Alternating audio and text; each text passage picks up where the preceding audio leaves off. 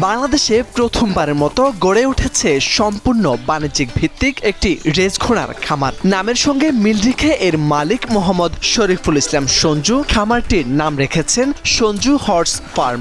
আসলে আমি শখের মাধ্যমেই প্রথম এই সঞ্জু হর্স ফার্মটা শুরু করি। আমার প্রথমে একটি ঘোড়া দিয়ে শুরু করেছিলাম, সেই ঘোড়াটার নাম ছিল দুলদুল। এই খামারে আছে ভারত থেকে আনা দ্রুত গতির সিন্ধি, মারোয়াড়ি ও নোকরা জাতের চোখ জুড়ানো প্রায় 20টি ঘোড়া। প্রতিটি ঘোড়ার দাম 2 থেকে 5 লাখ টাকা।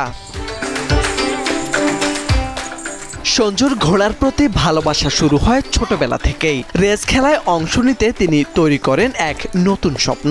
2007 সালে মায়ের কাছ থেকে ধার নেন 2 লাখ টাকা, কেনেন একটি ঘোড়া। সেই ঘোড়া সঙ্গী হয় নানা প্রতিযোগিতায়, জয় আসে একের পর এক। তবে একসময় হঠাৎ অসুস্থ হয়ে প্রিয় ঘোড়াটির মৃত্যু ভেঙে দেয় তার মন। সেই মৃত ঘোড়াটি যে তাকে আরো বড় স্বপ্ন দেখাবে তা ভাবেনি কেউ। ইনস্ট্যান্ট আমার কাছে প্রায় 20টা প্লাস ঘোড়া আছে। আমার কাছে যে জাতগুলো আছে মারোয়ারি ঘোড়া এবং সিন্ধি ঘোড়া। মারোয়ারি ঘোড়াগুলো প্রায় 69, 65 হাইট হয়ে থাকে। আর সিন্ধি যে ঘোড়াগুলো আছে এইগুলো রেসের জন্য মূলত। 2019 সাল থেকে তার পরিকল্পনা। 2021 সালে ভারতের রাজস্থান ও পাঞ্জাব থেকে ঘোড়া কিনে শুরু হয় সঞ্জু হর্স ফার্মের যাত্রা। ময়মনসিংহ সদর উপজেলার কোকিল গ্রামে মোহাম্মদ শরীফুল ইসলাম সঞ্জুর হাত ধরে গড়ে উঠেছে দেশের প্রথম বাণিজ্যিক ঘোড়ার খামার। এখন রপ্তানি করা হচ্ছে বিদেশেও। বাণিজ্যিকভাবে বাংলাদেশের যে মার্কেট ইনশাল্লাহ একটা সম্ভাবনাময় মার্কেট।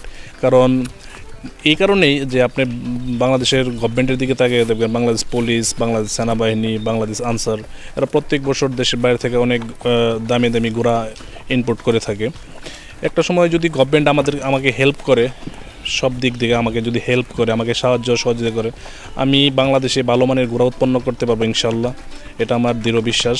প্রতিদিন দূর দূরান্ত থেকে লোকজন আসছেন এই খামার দেখতে। কেউ ঘোড়ায় উঠে ছবি তুলছেন, কেউ দূর দূরান্ত থেকে কিনতে আসছেন সেখানে।